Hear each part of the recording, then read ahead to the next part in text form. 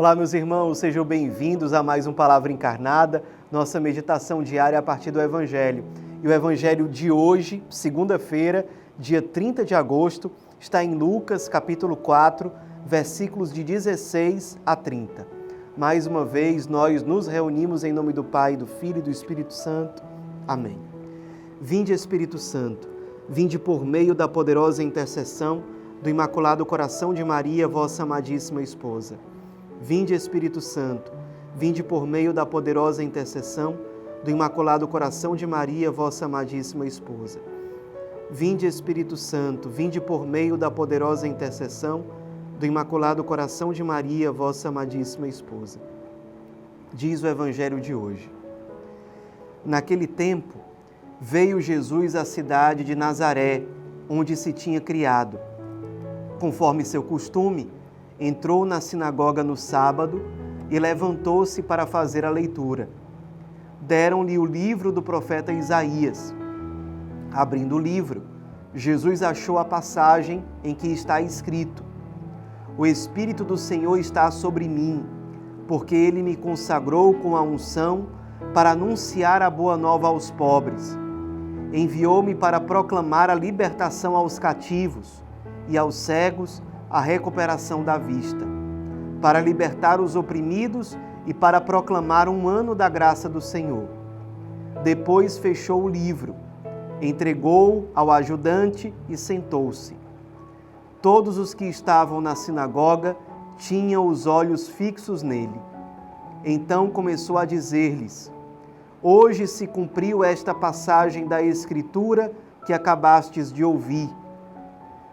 Todos davam testemunho a seu respeito, admirados com as palavras cheias de encanto que saíam da sua boca. E diziam: Não é este o filho de José? Porém, Jesus disse: Sem dúvida, vós me repetireis o provérbio: Médico, cura a ti mesmo. Faze também aqui em tua terra tudo o que ouvimos dizer que fizeste em Cafarnaum. E acrescentou: Em verdade eu vos digo que nenhum profeta é bem recebido em sua pátria. De fato eu vos digo, no tempo do profeta Elias, quando não choveu durante 3 anos e 6 meses, e houve grande fome em toda a região, havia muitas viúvas em Israel. No entanto, a nenhuma delas foi enviado Elias, senão a uma viúva que vivia em Sarepta, na Sidônia. E no tempo do profeta Elias, havia muitos leprosos em Israel. Contudo, nenhum deles foi curado, mas sim Naamã, o sírio. Quando ouviram estas palavras de Jesus, todos na sinagoga ficaram furiosos. Levantaram-se e o expulsaram da cidade. Levaram-no até ao alto do monte, sobre o qual a cidade estava construída, com a intenção de lançá-lo no precipício. Jesus, porém, passando pelo meio deles, continuou o seu caminho. Meus irmãos, nós estamos acompanhando aqui aquilo que Lucas narra como sendo o começo da vida pública de Jesus. Não é exatamente o começo, porque interpretando o texto de hoje com o texto anterior do Evangelho de Lucas, a gente conclui que Jesus já havia começado o seu ministério pela região da Galileia, fora da sua cidade natal, ou da cidade onde ele passou a infância, que foi a cidade de Nazaré. Ele, ao que tudo indica, fez vários milagres, várias curas por outras cidades da Galileia, e ele chega então a Nazaré. E certamente havia uma grande expectativa se ele faria em Nazaré sua cidade natal, de certo modo. Ele nasceu mesmo em Belém, mas era a cidade da sua família. Se ele faria em Nazaré a mesma coisa que ele havia feito nos outros lugares. E aí tem uma cena muito bonita aqui, muito bem construída em Lucas. Estavam todos ali na sinagoga e era costume na época aquele homem que se achava, digamos assim, preparado para ensinar alguma coisa aos outros, ele tinha a liberdade de se levantar para ler o trecho da Escritura daquele dia. Então Jesus faz exatamente isso. No momento em que todos estão apreensivos sobre o que ele fará em Nazaré, ele, durante ali aquele momento, aquela cerimônia, ele livremente se levanta, lê um trecho do profeta Isaías e depois se põe a explicar as Escrituras. E o trecho lido por ele é aquele que diz o seguinte, que é muito significativo, porque é o trecho que ele utilizou para explicar quem ele era e qual era a sua missão. E ele diz: o Espírito do Senhor está sobre mim e me enviou. Aqui os padres da igreja apontam uma manifestação trinitária, ou seja, Jesus de forma discreta está se apresentando como parte da Santíssima Trindade. O Espírito do Senhor, ou seja, o Espírito do Pai, me enviou a mim. A Trindade aqui está sendo apresentada. E me ungiu. Os padres da igreja dizem que essa unção recebida pelo Filho de Deus foi a sua encarnação. Ele foi ungido, ou seja, ele se encarnou. O Verbo eterno de Deus, o Verbo divino, o Filho eterno de Deus foi ungido, ou seja, ele assumiu a nossa carne humana, a nossa condição humana. Me ungiu e me enviou para anunciar a boa nova aos pobres, para sarar os contritos de coração, para trazer de volta a vista aos cegos, a liberdade aos cativos.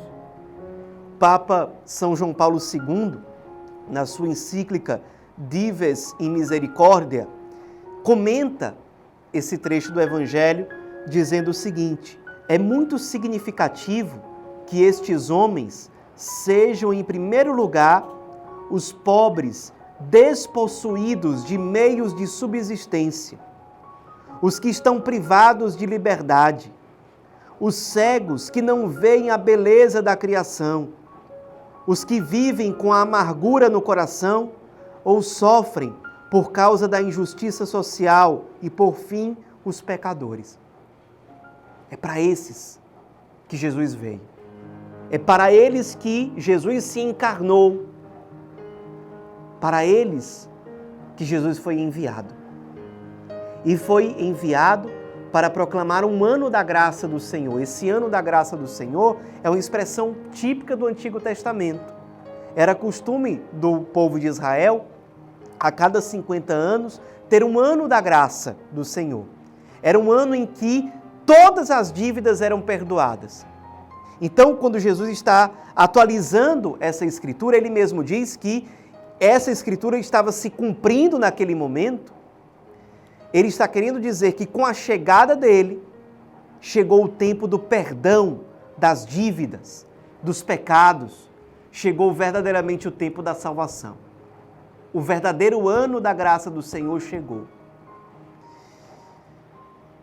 Sobre toda essa missão que Jesus apresenta aqui no Evangelho, o Concílio Vaticano II, no documento Lumen Gentium, diz o seguinte: a Igreja cerca de amor todos os afligidos pela fraqueza humana. Mais ainda, reconhece nos pobres e sofredores a imagem do seu fundador, pobre e sofredor. Faz a Igreja o possível por mitigar-lhes a pobreza e neles procura servir ao próprio Cristo. Olha que maravilha!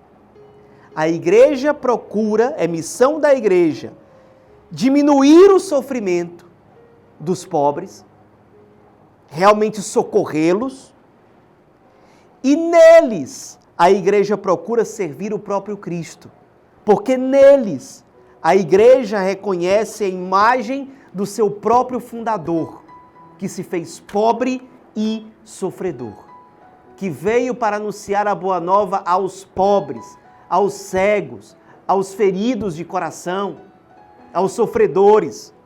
Jesus veio para eles. E a Igreja, como continuadora da missão de Jesus, é chamada a ir ao encontro deles, diminuir o seu sofrimento e encontrar neles o próprio Cristo, fundador da igreja, que com eles se identificou. Olha que maravilha a missão de Cristo anunciada aqui.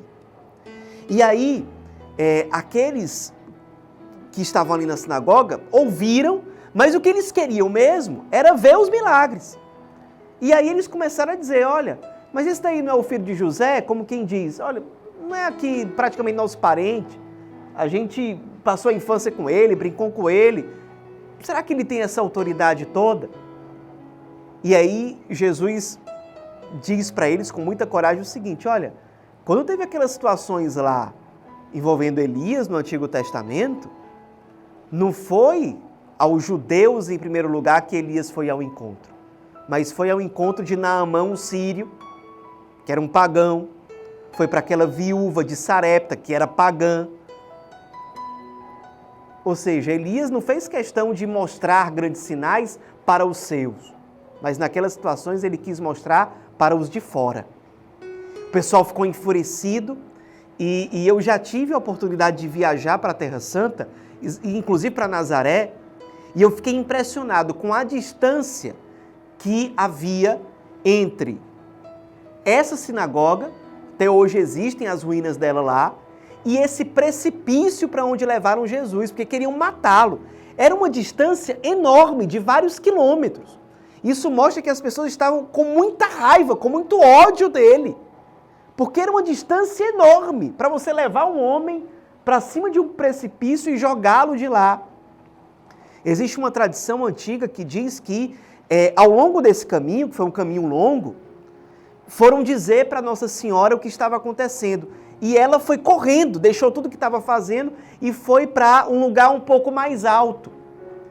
Ela não tinha tempo para chegar até o precipício, que era o lugar mais alto, mas ela foi até um morro, um pouquinho mais elevado, e ela gritou. E o grito dela foi tão forte que chamou a atenção de todo mundo. Alguns dizem até que o grito foi tão forte que fez as pessoas mudarem um pouco a sua atenção. O Cristo aproveitou aquela situação e acabou fugindo. E hoje existe até uma igrejinha lá que foi consagrada pelo Papa São João Paulo II, que traduzindo em português é algo como a Igreja do Grito de Maria. Ela começou a se fazer um com as dores de Cristo exatamente naquela situação, quando ela viu que o seu filho estava já para ser morto. E é interessante esse trecho do Evangelho de hoje porque mostra que Jesus se safou daquela situação, para mostrar que ele tem poder para desaparecer no meio da multidão e salvar a sua própria vida terrena. Isso nos mostra que, de fato, ele deu a sua vida livremente na hora da cruz. Se ele quisesse, ele teria se safado, como ele se safou nessa situação. Mas livremente ele deu a vida para nos trazer salvação na cruz. O Evangelho de hoje é muito rico, traz para a gente muitos pontos para a gente meditar e, sobretudo, para a gente contemplar. Um Cristo que é apaixonante. Um Cristo que foi enviado para nos salvar e para nos salvar se encarnou. Essa foi a sua grande unção. E veio para anunciar o Evangelho, uma boa nova, uma grande notícia para os pobres, para os sofredores, e com ele se identificou. Como não se apaixonar por esse Cristo? Como não se apaixonar por esse Deus? Como não se apaixonar pela Virgem que desde sempre se fez um com o ministério salvífico do seu próprio Filho? Ave Maria, cheia de graça, o Senhor é convosco. Bendita sois vós entre as mulheres, bendito é o fruto do vosso ventre, Jesus. Santa Maria, Mãe de Deus, rogai por nós, pecadores, agora e na hora de nossa morte. Amém. Em nome do Pai, do Filho e do Espírito Santo. Amém.